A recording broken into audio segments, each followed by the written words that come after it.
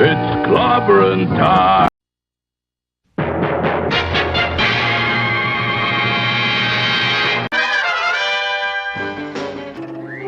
Atomic batteries to power. Turbines to speed. Roger. Ready to move out.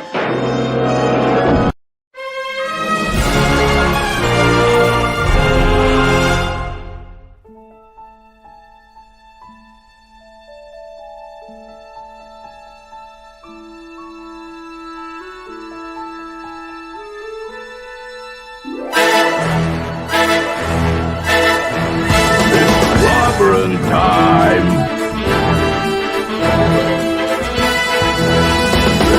Clobberonimo.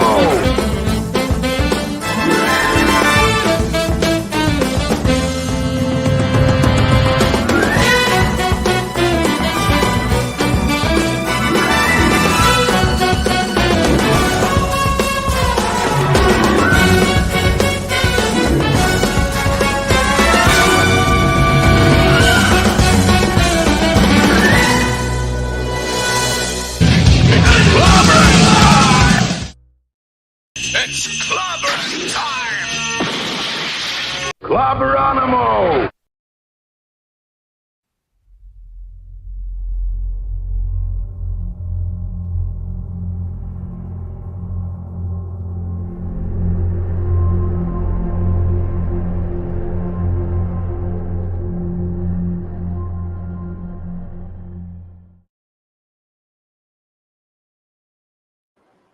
Come get some. Groovy. Yeah, welcome everyone. Hello. Ooh, don't show that anymore. I should put that up. Show that in a minute. A comic book you just saw there. Well, welcome to a pre-recorded, abbreviated edition of Monday Night Mark C. Comics Talk. I was going to not do a show. I even told people in the community I wasn't going to do it. I guess I lied. Well, not really. I'm not doing a live show, but I don't want to just have nothing. So I'm going to go back into the community after I do this and tell everyone that it will be sort of a show. It's just a pre-recorded show and a short one. It is Doctor Who month after all. So I wanted to just, again, we have a special topic. We've been talking about Doctor Who comics all month. And so, why not do it a little bit more? Why not, a little bit more of that? And in this case, we're going to do something that ties into the 60th anniversary. The first of those episodes that were made for the 60th anniversary aired today on yesterday, Sunday on what's Saturday? Oh, Saturday on the BBC that it aired. Sorry, Saturday. The second one Sunday, and then the third one Monday. But it also was on Disney minus. If you have that, that's how I got to see it. And I watched it, and I'm gonna only touch on the episode a bit, but this is a comic show, so we're not gonna go too far. Other than saying basic thoughts, I mean what we think of the episode so much, because my good buddy Mark D with the C was here with me tonight, and thank you. Hello, everyone. Yep, Thanks glad to be here on Memorex, I guess, right? Yes, and we're not live. We're Memorexing, but that's why tomorrow on his show, he'll probably talk about it more. I'm not sure what he's going to say, and he'll be doing some geekery and eatery. That's 10 a.m. 10 p.m. Sunday night. Actually, but that's in. It would already have happened. Past. Yeah, so we'll be if you're a time traveler and you're watching this right now, and you didn't get to see his channel, you take your time machine and go back and listen, or you could just watch the recording of it. But yeah. See, I'm so used to being live, I just don't know. It's wibbly wobbly, timey-wimey, folks. And since we're talking Doctor Who, I guess it makes a strange sort of sense, doesn't it? Not really. Yes, it does, yeah. Yeah, so, but since this is a comics night, we're not going to really focus too much on that 60th anniversary episode. And we're not going to be on long. It's not going to be a long video, obviously, but we're just going to talk a little bit about the comic it was based upon and show you, get familiarized with that if you are a Doctor Who fan and you watch that. I'm keep looking over to see if there's a chat. We're going, no, there's no chat, dummy. There's no chat, yeah. But there will be up tomorrow night. Machine, yeah. If you are watching this Monday night, thank you for being here. I'll shout out the wrenches anyway, just for the hell of it, because it'll feel like an actual show. The great bronze Richard Case. Chris Persia, Vindicated Wrench of the Great Wide North. D-Bud Martin, the Wrench of Iron. Lord and Lady Thoth. Avon lives long, live the Legion. J-Man! Man, he's talking Legion tonight, and I can't be there. So, oh, man, you and Sean have a good time doing that, though, without me, buddy. So, anyway, hey, J-Man. Good to see you, buddy. What a great fella he is, and Sean is. Maddie's Daddy, Steve Mitchell, the Thor in Vegas. Stephen Callell, Super Wrench, Fanty Outside, the Rascally Wrench Eater, Hungry Boy, Master of the Clobberin, Boxable Redstone. All of you out there, I can't see you obviously, but I'll pop into the chat on my phone maybe and say hello if you are all kind enough to listen. Just wanted to have something out there to fill up the slot, because I never want to leave that blank. Wednesday night is going to be blank. I can't do anything about it. I don't really. I'm going to be driving back anyway, and that's fine. I've left a Wednesday blank once or twice, but Monday night Mark C. Comic Talk. Well, I think Mark C. liked Doctor Who, and he and it's comics, so it's always dedicated to the great Mark C. And I got the great Mark D. with a C here with me for some Glad talk to be here. here. Thank you for being here with us. Okay, the 60th anniversary episode of Doctor Who was entitled "The Star Beast." And, of course, David Tennant has returned to be in 3 specials. This was one of them. And I'm trying to think of a way. I don't care about spoiling plot, but there are a lot of things I don't want to talk about because they've made this episode such a lightning rod of controversy. I will say this without getting political. It is very political. Problem is, if you oppose it or you say certain things because you don't like it, there's no telling what can happen to you. Out there, and I don't do a controversial channel really here that much. My most controversial opinions are, I think everything sucks. People say you don't like anything, which I don't think everything sucks. But I mean, I go after some things that I think suck sometimes. Put it like that, and I trash, I trash Stan Lee and do things like that. But when it comes to comics, but I don't. You pick on Santa Claus, and Santa Claus. But in other words, I'll say it. I'm not going to ever be shy about my opinions about geek stuff, but I don't want this to be a political channel.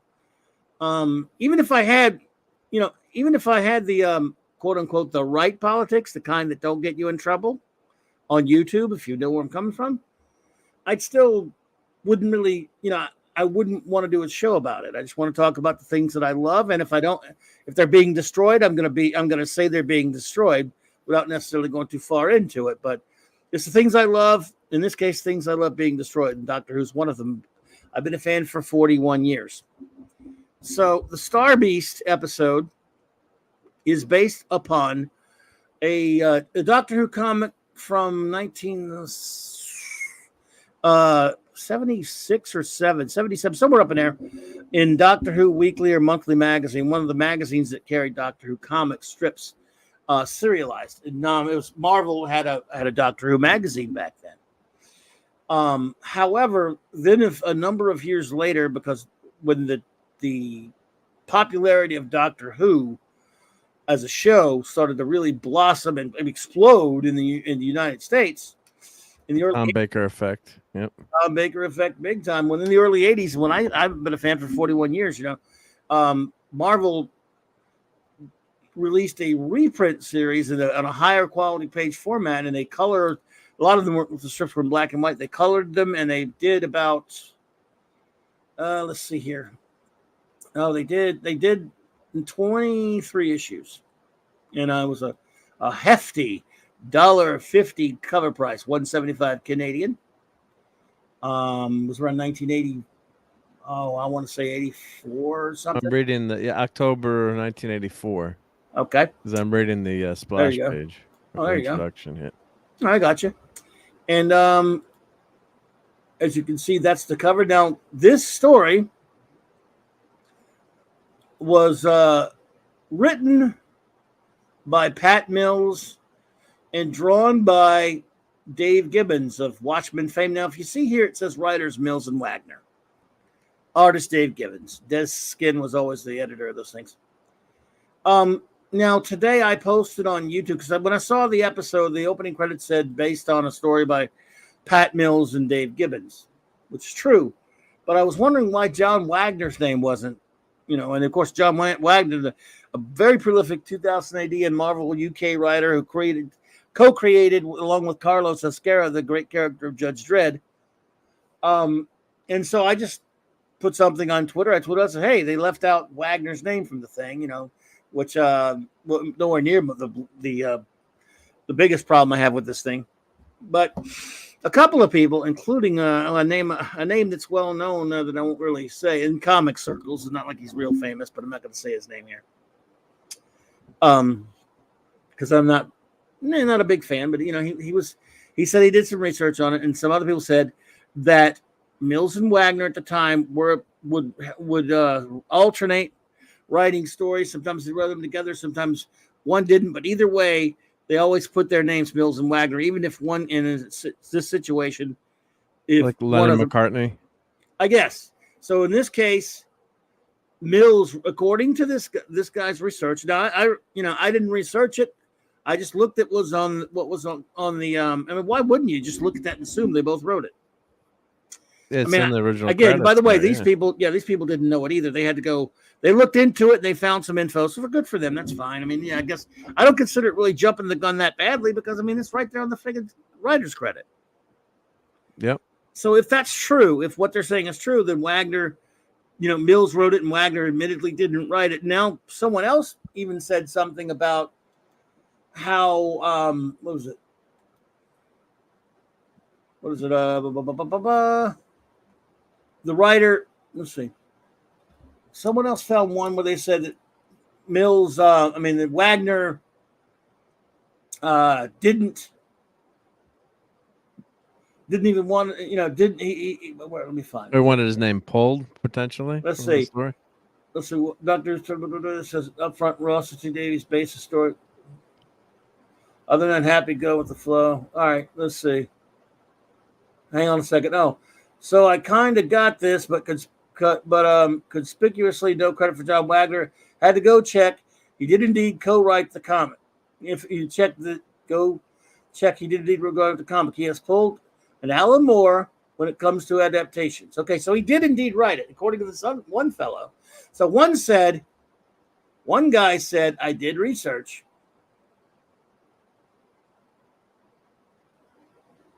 And said that Wagner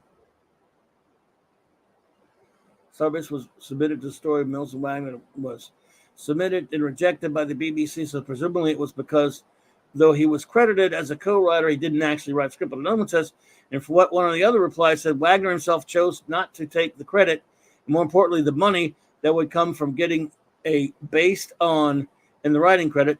For that reason, he even though he could have, seems genuinely a class act guy. So in other words, you have that, but then you have someone else saying he did write it. He did co-write the comic, but he pulled an Alan Moore when it comes to adaptations. So I think with this issue, this issue and this storyline getting so much attention this week, you're gonna find out definitively pretty quickly. I think. All right. That, yeah. But either way, his name is on this. Now, if he comic. If he didn't want his name on there for whatever, I just thought, he didn't get credited, but it looks like the story is that the two of them shared story credit, even when only one of them wrote the story because they were a team, and now he doesn't. Either that's the case here, and he's admitting he didn't write it, and Mills did, which is fine, or he did co-write it, and he doesn't want his name on it. Fine. I mean, I don't think they're getting paid anything anyway. I really don't. I mean, maybe, I don't know. So anyway, let's just look at it real quick. This was a series of comics. I bought all these, I think, when they came out. They were Fourth Doctor adventures at first, and they reprinted stories from the Doctor Who Weekly. I love that Charlie magazine. Brown. Yeah, time travel service. There you go. Your buddy Jim Salicrup. Yeah, you met him recently. Well, I got a sketch of him doing the thing. It's he drew this. Yeah, yes, well, probably. Well, I don't know if that's him but he wrote, terrible sketches by editors. And your Yeah. son had one of the thing. And That's right. I actually, remember. pretty good sketches. I thought Hungry Boy. I thought it was pretty good. Yeah, there you go. So the Star Beast, Doctor Who, and the Star Beast, written by Mills and maybe not even Wagner, but artist Dave Gibbons.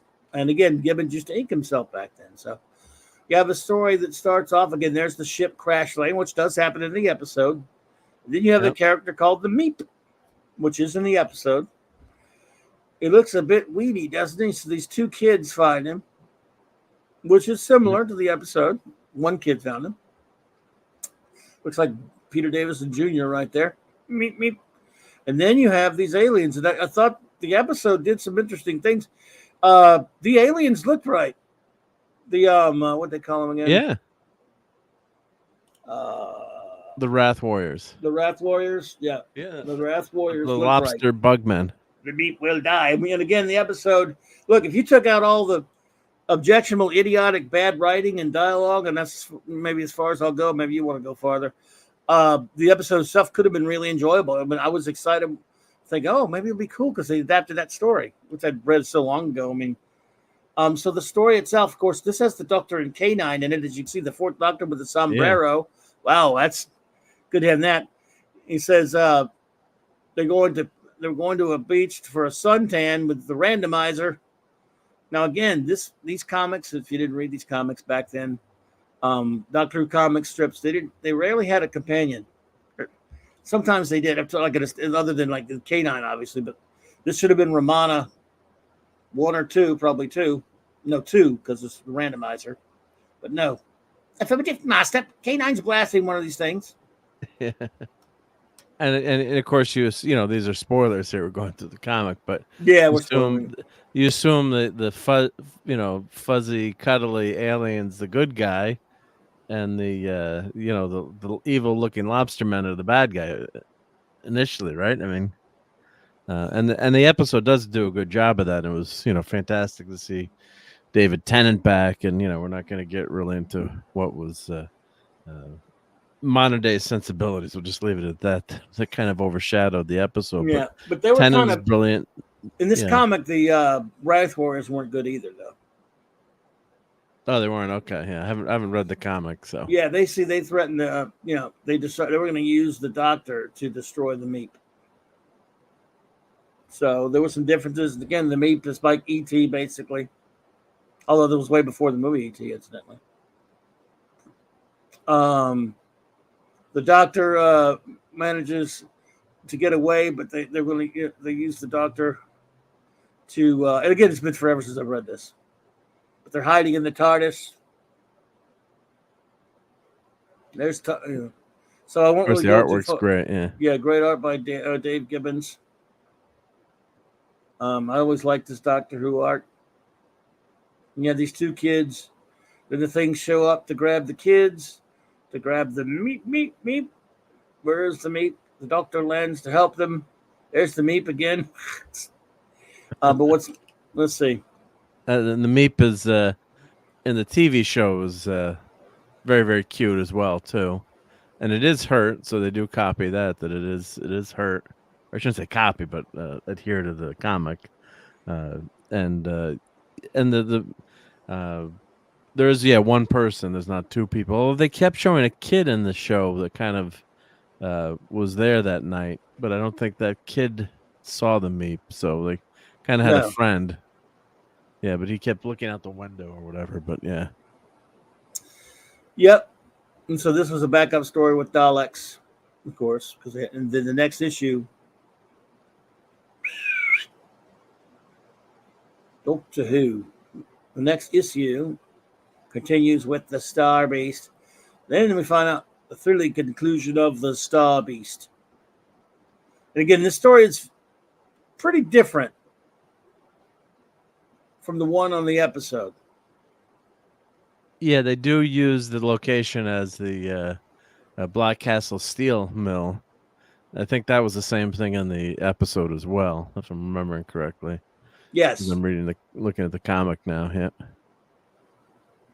And the effects of the aliens were very well done in both the comic and the episode. Yeah, it's They did a nice job with the costumes, and they look kind of like retro Doctor Who aliens as well, too, which I appreciated in the special. They didn't look too modern. I don't know if it was. Looked like costumes to me. I'm hoping they were. I don't think it was CGI. I don't know what you thought. In the episode, the Wrath Warriors. The Wrath Warriors. Yeah, they look like actual costumes. So I thought they looked really good. Yeah, they did look good. I thought they looked good. Yeah, and they looked a lot like this in the comic, though, too. I mean, yeah, in other words, they looked like they were pretty much like the comic book versions of them. Yeah, yeah. The comic strip versions of them, where they were technical. So yeah, there you go. Where's the Doctor? Answer or die. They were not very nice, though. So this story definitely it varies in a couple of respects. Because it was kind of you learn that in the episode that the Wrath Warriors are actually like cops, and the Meeps like were the highly. Sontarian. Sorry, I was like the Sontarians. How do you say the name? Son. The Jadoo, more like the Jadoo than the Sontarians. Jadoo, yeah. Yep, so they explained very well, Doctor. So finally, they end up talking to the Doctor, and it turned out to be, they realized that the Doctor's not bad. They were very stupid to return, whatever. So they tell the Doctor their story. Okay, Mr. Wilson read this. Doctor, I am Sergeant Zagroth of my colleagues. It's Constable Zreed. So they had those names right. That was in the episode. Yeah. The events that led us to Earth began on the other side of the universe, on the Meeps homeworld. The Meeps were a highly advanced, peaceful race who knew nothing of war and cruelty. Hop, skip, jump, and sing. 4 jolly Meeps all in a row. Blah, blah, blah, blah. And throughout the Rarth galaxy, the name, well, I think they're Rarth Warriors, actually. Rarth, not Wrath. Spelled funny, though. A byword for happiness. Then tragedy struck. Their planet's orbit mysteriously changed. It passed close to the black sun. Sun's radiation mutated a race that was gentle and kind into a cruel beast who lived for conquest. Hey ho, it's off to war we go. Yeah, not too subtle there, right? Yeah, it's not as bad as the episode. They're like the Borg, then. Yep. Good-looking Borg, yep. Yep. In a savage star Krieg, the Meeps overran planet after planet. There was no reasoning with them. The Meeps destroyed everything. Their prisoners were shown no mercy.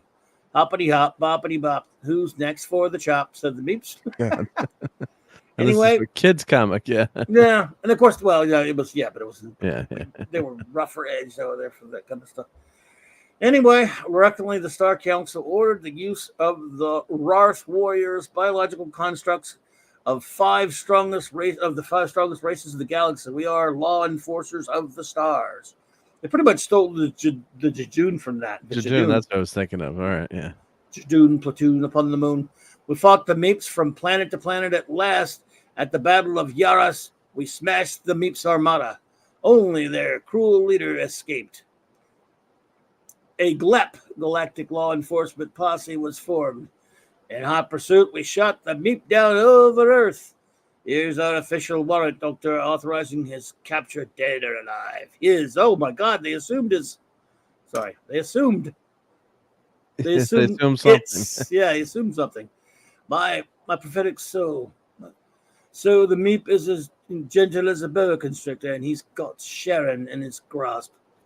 So, the Meeps aren't nice. Now the Roth Warriors are, fine with the Doctor, even though they sound horrible at first. Yeah. Which was part of the point. The episode was similar to that as well. They really did a lot of this in the episode. Yes. Now I look back at this. But still, they just of course, transplant the story of Donna Noble and her family onto this, and merge the two. So it's, instead of these people and the kid, it turns into it's Donna Noble's family, basically. Indeedishness. So yeah, there you go. And then, it's got a gun. and it kills unit soldiers. I don't think we have a brig in this one. No brigadier, I think. And you do have Unit in the episode as well on TV. Yeah, you have unit in the episode. Well, a bunch of unit soldiers.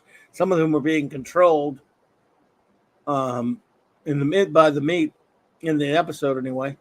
And then, but they don't have anybody giving them orders except the scientific advisor. I thought that part of the episode was good in terms of the officers getting mind controlled, and then I was watching. I'm like, why are they attacking the the constable there, the space police, the Wrath Warriors? And then of course it makes sense. It's the Meep is bad, and they're using the unit soldiers to attack the Wrath Warriors. So that was a nice twist in the episode. Yeah. It was fine. It was pretty cool. Yeah. So, in their eyes, Sagarov, they've been exposed to Nubitron radiation. It's turned them into zombies. Yeah. So, the doctor shows up, and they'll they're being controlled to try to kill the doctor. Yeah, so that's part of the that's kind of translated from the episode, I guess. So yes. From the comic to the episode, yeah. Then we find out how rotten the Meeps are. The Meep leader is the last of the Meeps, I suppose. It's got some kind of that's race. I mean, that's exoskeleton there, right? Yeah. Yeah, that's sort of like a walking thingy. That's ableist. A meepat. A meepat. Yep. It's all right. I'm only pulling your leg, says the doctor. Would you care for a jelly baby? I had some jelly babies, by the way, today and yesterday. Good. I went and got me some jelly babies. I ate them all, of course. And he uses a scarf to good effect in that previous panel, right? Yep. Hail beep of all the Meeps. So he's controlling the soldiers, and the doctor's got to find some way to fix that. Let's see. It activates the black sun, and the ship makes its star jump, tearing through the fabric of time and space, and the vortex opens, and matter becomes unstable. It is ripped from the earth, and Black Castle is sucked into a black hole. At the epicenter, the doctor is subjected to the crushing gravity of the most terrifying mystery of the universe. Oh, the docky's in trouble. And that's similar to the episode. Almost destroyed all of London. Yeah. They're trying to just the spaceship taking off has to what do they call the doctor says it's some type of craft where it's got to dig into the planet and destroy everything within 12 miles or 5 miles radius will be destroyed to fuel the spaceship. So London's gonna be destroyed and 9 million people. If the doctor and Donna can't stop the launch. So we all know the doctor was just in the way, though. Yeah. It was up to Donna to do it all. It was time for Donna to save the day. Well, this doctor's the fourth doctor and don't need no damn Donna, baby cakes. So he has help. They're all helping each other, but he doesn't need no. Now hear this. You are under arrest. Any resistance will blow you out of the cosmos, they say to the Meep. So, anyway, the doctor and the Wrath Warriors have saved the day from the Meep.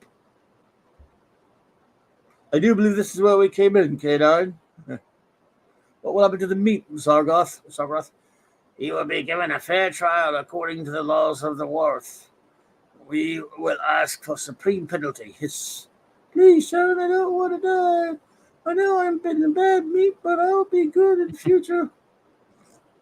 It wasn't my fault. I had an unhappy childhood. Other Meeps were a bad influence on me. Don't let them cut my furry little head off, son.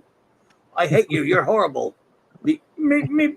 Wow, she's not fooled. Yeah. It's been a mistake, sir. It's my twin brother. The Meeps are the little jerk off.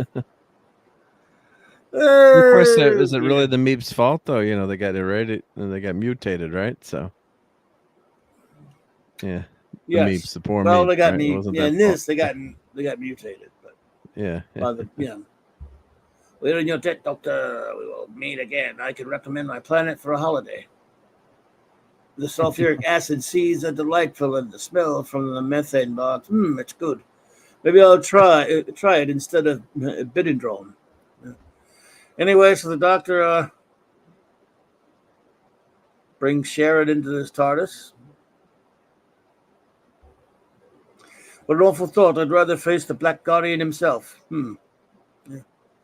Join the Doctor and Kate in Devil Spawn. So there's some more art from this wonderful comic. Cool stuff. Dave Cockrum art, folks. And Doctor Who. Oh my God, how evil and offensive it is. Bavros. That's just not terrible. That's not Davros. That's not Davros, actually. Well, oh no, because he's who is no, that's incorrect. Incorrect. Okay, he's Davros. Oh, this one. This is an interesting story here. The Soul of the Cyberman. I'm not going to go into it too much here, but guess who wrote it? Let's see. Bob.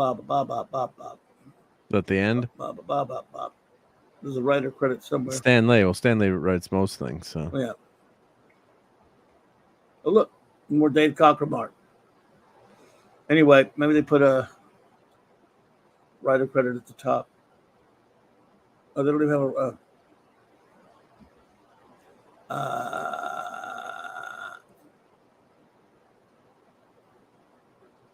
oh, they didn't put his name. No writer credit for him. Do you know who wrote it, or you yes, don't I know? do. Oh, you do know. He sometimes goes by the name of the original author. Alan Moore wrote it. He wrote. And so anyway, this is a fun comic. That's not pulled. I mean, that they wouldn't have pulled it at that time. They just no. Obviously, yeah. That was before all the troubles. So if you're fans of Doctor Who and you like Doctor Who comics, which we've been talking about all month on Doctor Who month, if you ever dig these out, I'm sure they're cheap, and they're nice reprints of some, color reprints of some classic Dave Gibbons Doctor Who. It goes to issue 23. Here's what issue 23 looked like. If I turned it, Peter Davison took over. It's got the Fifth Doctor, see? There you go. Yeah. Fun stuff. Yeah. So, And like you said, they're all reprints, but collected by yes. Marvel. Yes, and from the Marvel UK mags, Marvel Doctor Who. And new covers, though. New covers, though. Yeah. Yeah, the recolored. It was done in a higher quality page format at the time. It was like the Baxter page format stuff. So anyway, yeah, it's but the Star Beast episode, folks. Mark will be reviewing. Well, if you're seeing this now and you didn't see his geekery last night, go to his channel and check out him talking about. Hopefully, I'll have joined him. And basically, without going into details, I really thought it was awful. I watched the other two, but I thought it was awful. It is full of in-your-face identity politics. I'll say that, to the point where it is nauseating and cringe-inducing. That is my opinion. And it was horrible. If you got rid of all that stuff, and granted, it's a lot, but if you got rid of it, because most of it's spoken, and you just changed that idiot dialogue, it would have been a fun special with the beep and all that kind of stuff. It would have been, it's like great, still. But it would have been a cute, fun thing. And since it's only one of 3 specials, to celebrate the 60th, but they didn't want to do that. They wanted to tell you, they wanted to send you, as we say, the message, folks. And if you follow Doctor Who, if you're a Doctor Who fan, you know what I'm talking about already. So I don't have to tell you. So I thought it was trash. What did you think, Mark? Well, I love David Tennant as a Doctor, right? So look on the good things first, and some of them I'm sure you agree with. Tennant is good. I love Donna Noble. The Runaway Bride is a phenomenal Doctor Who episode. I just love her introduction, her comedy, and her spunk. She's fantastic. There's a lot of nostalgia, right, to see someone back again, and there's a reason they're doing that. So to see David Tennant back and Donna Noble, and and her family, and there's some really nice moments in the episode, and then they throw this modern day sensibilities in your face, and it's not even subtly done, or maybe you could put it organically into the story. It's just right out there, and some really insulting dialogue that if you flipped it the other way, basically saying the Doctor doesn't know anything because he's a man. I mean, if you had said that, the 13th Doctor didn't know anything, she's a woman, how would that go? No, of course So not. they think they're cute, and they're showing their how enlightened they are, and how far we've evolved and come forward. And in a lot of ways, yes, we have, but you don't need to point out all these things so overtly. Just let the story flow naturally, and don't add these things in that pull you right out of the episode, and pull you out of really nice moments. And they got to throw some of those lines in. Watch the episode and judge it for yourself. But it was off-putting how blatantly obvious some of those moments were in that story. So that's what disappointed me. But I do love David Tennant's portrayal as a Doctor. God, it's so good to see him back again. Just how good of an actor he is, and Donna Noble is. Catherine Tate as an actress. It's just such a switch, but it's just a shame that they feel like they've got to go that route to kind of show how show a certain point of view, shall we say, without getting too far into it. And certain things when you go that route are okay, but not when it's just so blatant, and not so subtle. It's almost like they know what they're doing, and saying take that certain segment of fandom, and at the sacrifice of good storytelling. So yeah, but watch it. My view is always, if you don't want to watch it, that's fine. Watch but it for yourself if you want watch to, it for anyway. yourself, and of course the other thing is too, you gotta, it's these things become so controversial that it's a shame that sometimes you can't have an open dialogue about certain things and just talk about it and why you like it or don't like it. It just becomes a flame war, unfortunately, in some quarters. And even Russell T Davies has been attacking fans that have been bringing up questions or points about Davros and his portrayal, and not really. I'm seeing not so many nuanced replies, unfortunately, from him. And you'd think he'd expect better. Yep. Would indeed. Well, should we though? At this point, I didn't expect better. Quite frankly, I just didn't expect it to be quite that blatant. I mean, I thought it would be there, but to the extent that it is, folks, is truly disturbing. I mean, it's like, again, it's in everything now that they do, but this was almost, they doubled down on it. I mean, they did it on purpose. They put it in there out of spite and hatred, like they did, like She-Hulk and things like that. They purposely go after people. And look, hey, Disney now, which Disney has it, Bad Wolf and Russell T Davies. You guys want to lose money and get bad ratings? Good, there you go. You could have had, and you want to muck up the 60th. Well, this show died a long time ago anyway. So because there's a charming story, as you can see from the comic book. There's we glanced over it, but if you go back and read the comic, go buy the graphic novel, or I'm sure it's available digitally.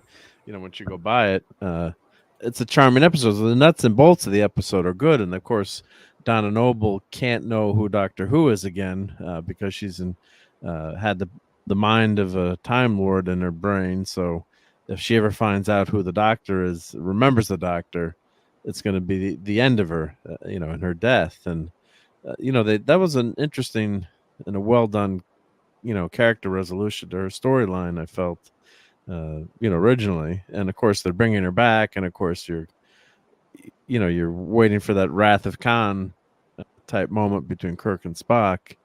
And of course we should say, not going to do any real spoilers on the episode. Of course, by now I'm sure most people have watched it, but so there are moments there, but that are well done. But boom, then you're like, oh, that was fantastic, and then boom, you get you get one of those lines, and you're like, really, you just put that in the episode? That's not going to stick out in 10, 20, 30 years, and really date the episode in terms of how they're portraying what quote unquote the messages, as everyone says. So and Doctor Who has always been, you got great messaging in it, or as we like to talk about Star Trek, like Devil in the Dark, one of the great episodes of original series. You can have an episode that does that with some great metaphors. You can interpret the episode however you want. With this episode, there's no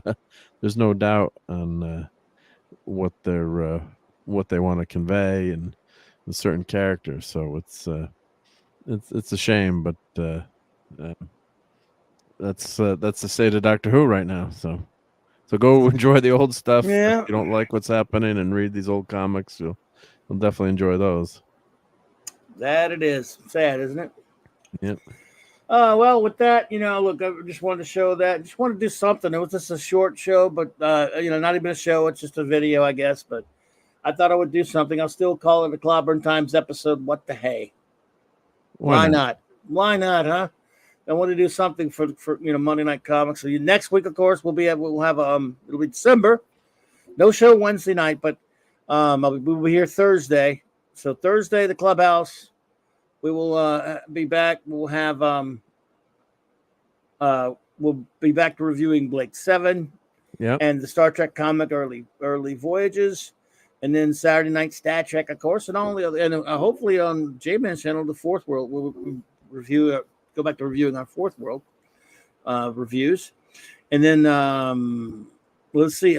Next Monday night, back to the regular grind, and I'll get there. I'm going to be reviewing. I think I'm going to review Alan Moore's 1963. We'll see though. Talk about that for about 2 weeks on Marvels on Monday night, but we're not sure yet. I'm not sure. Maybe open talk and then do that, but we'll figure it out, folks. But I want to thank you all. I'm sorry for it just being a short video. Anyone who happens to be popped in the chat listening, I thank you. If you're listening on a rewatch later or watching, well, everyone is, aren't they? Technically.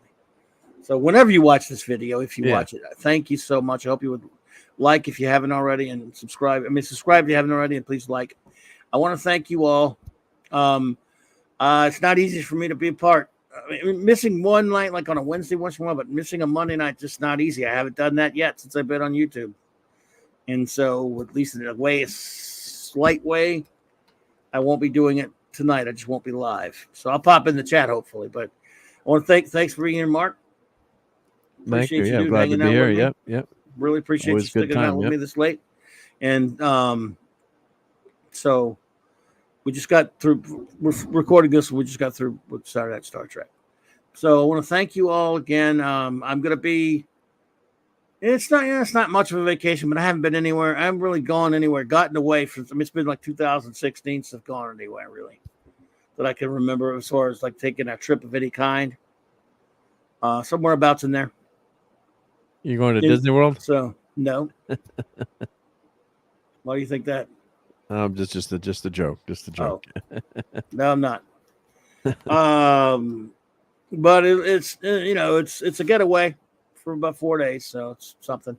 And we got to leave in about an hour or two. It's a couple now. So, all right, that's why we got to get out of here quick. But I want to thank everybody for being here with us tonight, and thank the great Mark D with the C and all of you. You all mean the world to me, and I hate leaving you on a Monday night, but be back with the regular full shows Thursday and on. So, good night, everybody. Thank you so much.